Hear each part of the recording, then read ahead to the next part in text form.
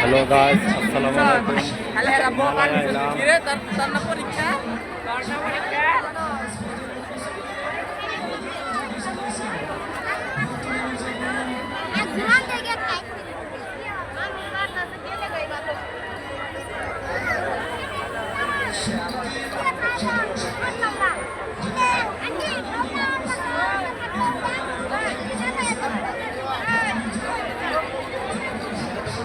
গাজায় মুসলমানের হাতে অনেক মানুষ মাইরা হালাইছে, তারপরে দেখেন বাংলাদেশের মানুষ কেমন নিকৃষ্ট, কেমন মেলা দিয়া লইয়া বইছে।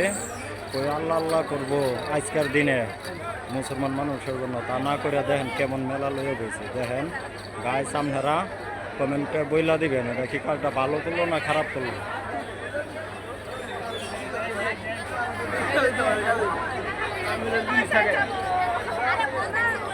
Hai hai Ismail.